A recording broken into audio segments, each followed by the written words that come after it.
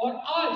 انہی صورتحال کا فائدہ اٹھاتے ہوئے مغرب کی چکاچوند نے ہمیں ایسا پامال کر دیا کہ ہم سے ہماری تہذیب چھین لی، روایات چھین لی، استعداد چھین لی، استعداد چھین لی، الغرض ہم سے زندگی کا نظام چھین لیا، اور نتیجہ میرے اور آپ کے سامنے ہے۔ آج بستی ہماری نہیں، تہذیب ہماری نہیں، روایات ہمارے نہیں، اقتدار ہمارے نہیں، نگہبان ہمارے نہیں، حتیٰ کہ کعبے کا پاسپورٹ ہمارا۔ جناب والا ایک سوال جو ہمارے ذہن میں بار بار اٹھتا ہے کہ اگر آج ہم 21ویں صدی کے علم و فہم کے 7 سمندر پار بیٹھے ہیں تو زوال ناشنا کیوں؟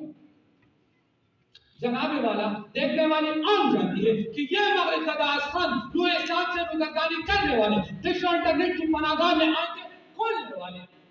اغیار کے ہاتھوں میں رہنمائی پالنے والے، یہ